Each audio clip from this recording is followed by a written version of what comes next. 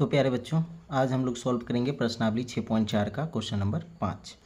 क्या कह रहा है कि एक त्रिभुज ABC की भुजाओं AB, BC और CA के मध्य बिंदु क्रमशः D, E और F है। त्रिभुज DEF और त्रिभुज ABC के क्षेत्रफल का अनुपात ज्ञात करना है।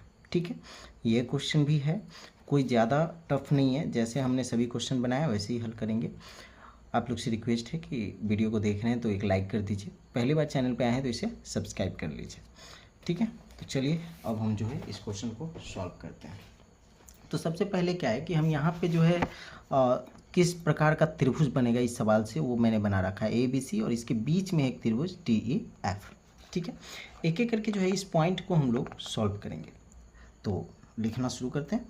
सबसे पहले इस पॉइंट्स को नोट करेंगे, लिखेंगे चूँकि है ना D और E, चूँकि D और E त्रिभुज ABC की क्रमशः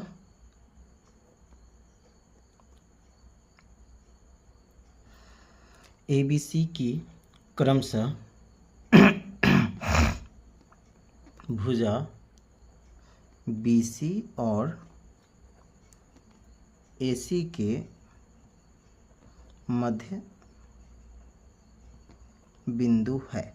ठीक है, यहाँ पर जो त्रिभुज दिखाए गए इसमें क्या कह रहा है, D और E जो है त्रिभुज ABC के क्रमशः भुजा है ना BC और AC के मध्य है, यानी कि बीच में का ये पॉइंट है।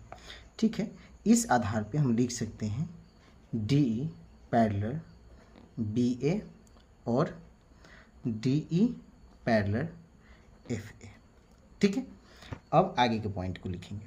तो कह रहा है चूँकि D और F त्रिभुज ABC के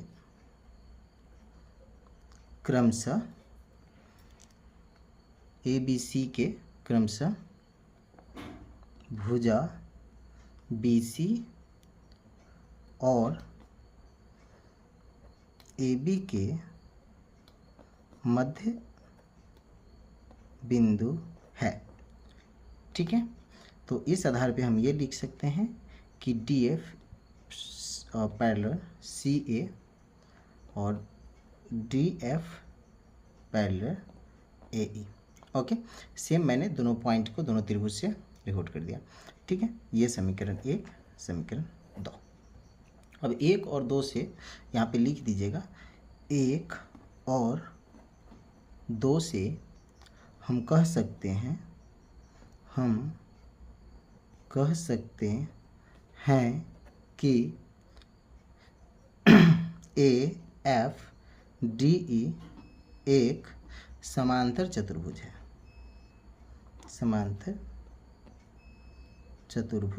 है, जैसे इसमें 4 भुजा जो है सम्मिलित हो जाएंगे, जैसे कि A है ना, ये F, D और E, ऐसे ऐसे और ऐसे, तो ये क्या हो जाएगा, एक समांतर चतुर्भुज हो जाएगा।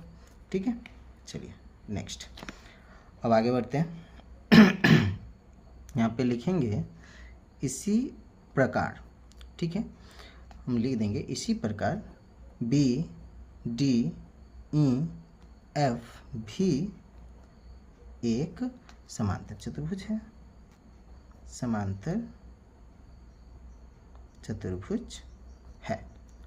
ठीक है, अब जो है क्या करना है, तो लिख देंगे अब त्रिभुज DEF और त्रिभुज ABC में, ठीक है, angle FDE equal to angle A है। ठीक है, और angle DEF equal to angle B है।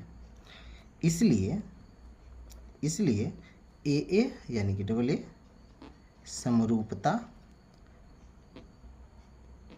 कसौटी से, AA समरूपता कसौटी से है ना, त्रिभुज DEF सर्वांगसम होगा त्रिभुज ABC के। ठीक है, इसको हम लिख देंगे त्रिभुज DEF बटे त्रिभुज ABC, यानी कि DE स्क्वायर बटे AB स्क्वायर। सिंपल। अब इसको जो है क्षेत्रफल की फार्मूला पे बिठाएंगे। क्षेत्रफल का फार्मूला तो होता होगा 1/2 गुना आधार स्क्वायर का, ये 1/2 AB और इसका स्क्वायर बटे में AB, ठीक है, स्क्वायर इजकल टू 1/4। अब जब इसको हम सॉल्व कर रहे हैं तो चलिए कर देते हैं। इसीलिए DE इजकल टू 1/2 AB है ना, AB स्क्वायर और ये AB का होल स्क्वायर है, ठीक है। इसको सॉल्व किए वो तो 1/2 AB हो गया। अतः हम लिख सकते हैं, अतः त्रिभुज DEF अनुपात त्रिभुज ABC इजकल टू 1/4। ओके, ये हो गया प्रूव्ड आंसर। आई होप आपको समझ में आया।